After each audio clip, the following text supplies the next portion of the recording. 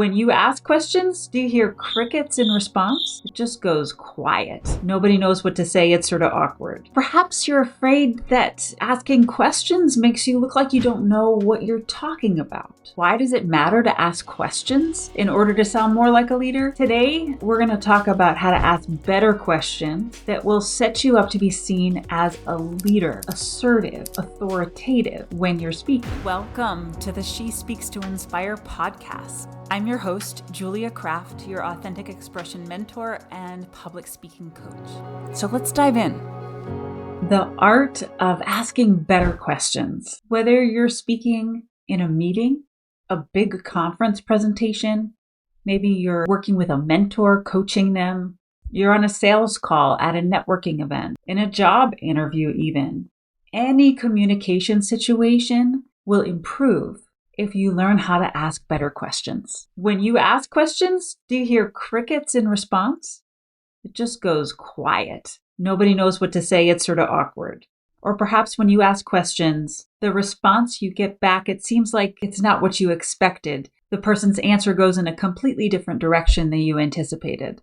You might even feel like asking questions derails the whole situation, so you avoid asking questions. Or perhaps you're afraid that asking questions makes you look like you don't know what you're talking about, makes you look unsure, unprepared, confused. Well, today we're going to talk about how to ask better questions that will set you up to be seen as a leader, assertive, authoritative when you're speaking. Why does it matter to ask questions in order to sound more like a leader? Let's talk about it. Have you ever noticed that the one who's actually asking the questions is the leader? They're leading the conversation. They have a little bit more status than the one who's answering the questions. This is most obvious in a job interview, right? You can see that the people that are asking the questions, the company that you want to work for, they have the power in the situation. You just have to be there and answer the questions. And it can be very unsettling to not feel like you can ask questions or have power in the situation. We'll come back to job interviews. But that's the first big reason, is that asking questions actually puts you in the seat of the leader and gives you power in the situation, in the relationship. Another benefit of asking questions is that it increases engagement in the communication moment. As opposed to just talking at people, can you see how asking questions engages the audience more?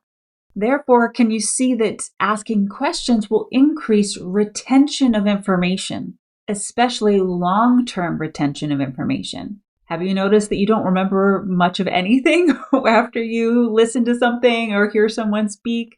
We remember a sense of them. We don't really remember exactly what they said. The more questions you ask, the more they will remember the meaning of what you said, especially the meaning to them.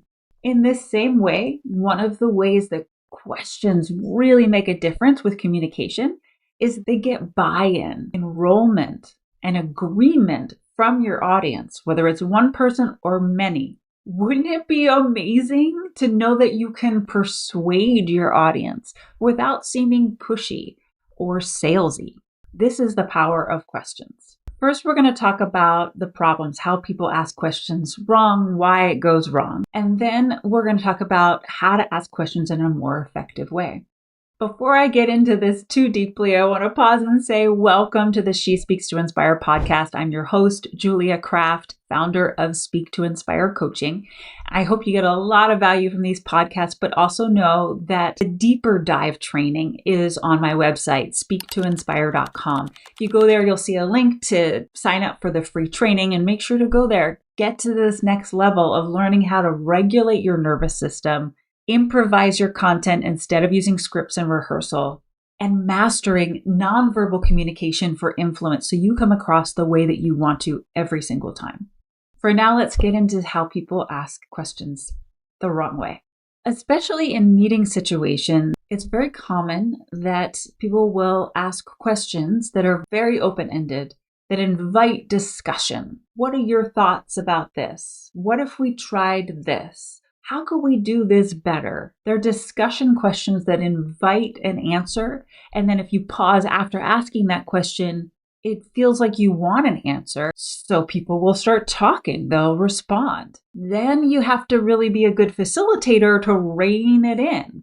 There might be that one extroverted person in the room that gets going and takes over the meeting, and then it can feel like asking questions is a way that I look like an idiot, and I don't look like I have any control over the situation, and I lose the power. We're going to talk about how to fix that, but this is a common way that questions can go wrong if you don't know how to ask them in a really strategic way. Another way that questions can go wrong is if through asking the question, you're giving away your power in the way that you ask it, which gives you lower status. Let me give you some examples. Have you ever asked a simple question, but really underneath of it, you're looking for permission? You're looking for approval. You're looking for affirmation. It might be as simple as, what do you think? Does that sound good? How about we try this? But the way you're asking it, the tonality, the facial expressions, which all add up to the subtext, comes out like, I don't think I'm right, but can you please help me? It makes you shrink. So you might say your question something like, is that all right with you? How do you feel about that? Would you like to add anything to that? Do you have any questions? The way you're asking, it's not that the question is bad in and of itself. It's just the way that you're asking is setting yourself up to be seen as a lower status person. This comes from your own insecurity. Can you see how you're wanting these affirmations from the inside and it seeps out through nonverbal communication? People can feel it. Another kind of questions that is just not effective is those fluffy questions, especially at the beginning of a presentation or a meeting or any situation. The fluffy questions at the beginning. How you doing? Hi, everybody. Excited to be here? How many of you are excited to be here? Fluffy questions. What's wrong with fluffy questions? Well, fluffy questions are serving the purpose of easing into things, right? We're feeling each other out, getting the vibe. However, they give zero information to the audience about your status, about what the purpose of this communication moment is. We'll go into it more in a minute, but a question at the beginning of a presentation that might serve you better would be something like, how many of you are looking forward to an abundant second quarter of the year? How many of you are ready to get XYZ problem fixed today? How many of you live in San Francisco? That could be a little fluffy, that one, but it might serve the purpose depending on the context. Questions always have to be in context and connected to the people that you're with in that moment. It's such an improvisational skill. But I really would recommend avoiding the fluffy questions. Just cut them out. Find something else that would be more valuable to you, to the audience, and would set you up for success and being seen as an authority. Lastly, a way that I see a lot of people, most people actually, use questions in an ineffective way is when they ask if people have any questions. Do you have any questions? What questions do you have? Don't worry, at the end, we're going to have some time for Q&A. And then you get to that moment and you say something like, anybody have any questions? What's the common response that you get from asking that question? I'm going to guess that it's crickets, it's quiet. You don't get a lot of questions in response. And there's this awkward silence, especially on Zoom. Oh, it could be terrible just sitting there waiting and not wanting to speak up. Or maybe the people do have questions, but it's too much of a risk to speak up. So how can you ask that more effectively? This goes into one of our best practices for asking effective questions. Questions are used best when they're strategically guiding a conversation or a communication moment while setting boundaries. Boundaries might be a strange word to bring into this conversation about questions, but you're always setting boundaries as a communicator, always creating guidelines and agreements. And to me, that's excellent facilitation. I talk about facilitation in the last podcast episode. So if you want to learn more about that, listen to that one as well. Back to the example of at the end of a presentation, you want to invite some questions. Great. That's the intention. What are some other ways that you could invite questions that might get a better response? What about what questions do you have about XYZ topic that we talked about today?